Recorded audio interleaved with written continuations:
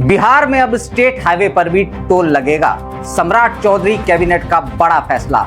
सफर होगा महंगा या बदलेगी सड़क व्यवस्था। नमस्कार, आप लोग देख रहे हैं सारसना और मैं हूं आपके साथ संदीप मिश्रा।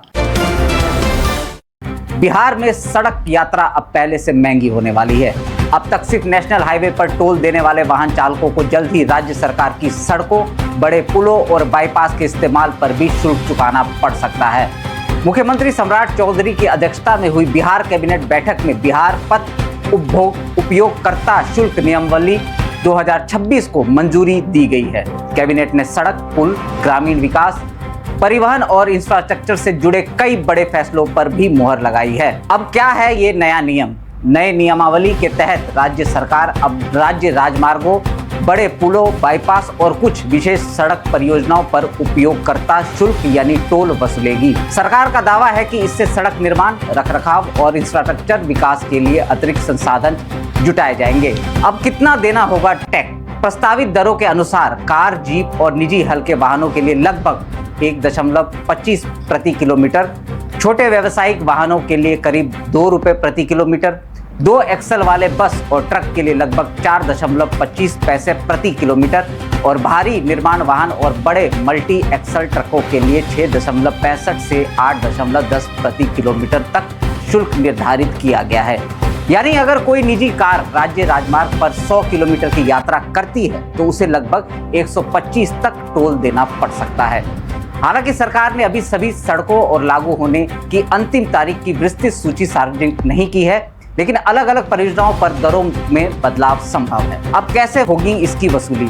सरकार के मुताबिक टोल संग्रह मुख्य रूप से फास्टैग और डिजिटल पेमेंट सिस्टम के जरिए किया जाएगा ताकि ट्रैफिक जाम और नकद भुगतान की समस्या कम हो सके। नियमावली में यह भी प्रावधान रखा गया है कि सड़क की गुणवत्ता, रखरखाव, लागत और महंगाई को देखते हुए भविष्य में टोल दरों की समीक्षा की जा सकेगी। यानी आने वाले वर्षों में शुल्क भी बढ़ सकता है। अब सरकार का इस पे क्या तर्क है? बिहार सरकार का कहना है कि राज्य में तेजी से सड़क और पुल निर्माण हो रहा है। ऐसे में मेंटेनेंस और नई परियोजनाओं के लिए स्थायी फंड की जरूरत है। इसी को देखते हुए कैबिनेट ने करीब 46,000 करोड़ रुपए तक के इंफ्रास्ट्रक्चर निवेश को भी मंजूरी दी है।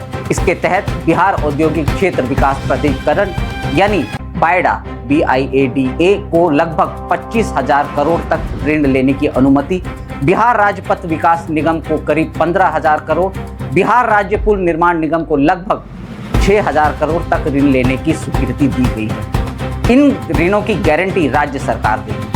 अब पंचायतों के लिए भी बड़ा फंड इसमें निर्धारित किया गया है। ग्रामीण विकास को गति देने के लिए ग्राम पंचायतों, पंचायत समितियों और जिला परिषदों को 16वें वित्त आयोग की सिफारिशों के तहत लगभग 51,923 करोड़ की प्रशासनिक मंजूरी दी गई है। यह राशि वित्तीय वर्ष 2026-27 से 2030-31 तक चरणबद्ध तरीके से जारी की जाएगी, यानी फेज मैनर में इसे लागू किया जाएगा। सरकार का कहना है कि इस फंड का इस्तेमाल गांव में सड़क, नाली, पेयजल और अन्य बुनियादी सुविधाओं को मजबूत करने में होगा।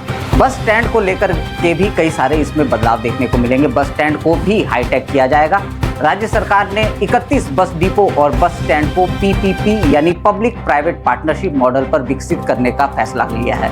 सरकार का अनुमान है कि इससे सार्वजनिक परिवहन व्यवस्था आधुनिक होगी और राज्य को अतिरिक्त राजस्व भी मिलेगा। अब विपक्ष इस पर क्या कह सकता है? राजनीतिक तौर पर यह फैसला बड़ा मुद्दा बन सकता है। विपक्ष ये सवाल उठा सकता है कि पहले से महंगाई झेल रही जनता पर अब राज्य सड़कों का अतिरिक्त बोझ क्यों डाला जा रहा है? वहीं सरकार इसे विकास, बेहतर सड़क और इंफ्रास्ट्रक्चर फंडिंग के लिए जरूरी कदम बता रही है। आपकी इस पर क्या राय है वो भी हमें जरूर बताएं। तो क्या बिहार में बेहतर सड़कें अब महंगे सफर की कीमत पर मिलेंगी? क्या राज्य सरकार का ये मॉडल विकास को गति देगा या आम लोगों पर नया आर्थिक बोझ बनेगा? फिलहाल इतना तय है कि बिहार में सड़क यात्रा का सिस्टम अब बड़े बदलाव की तरफ बढ़ रहा है। बाकी तमाम खबरों के लिए आप लोग बने रहिए हमारे साथ, देखते रहिए सारसना। नमस्कार।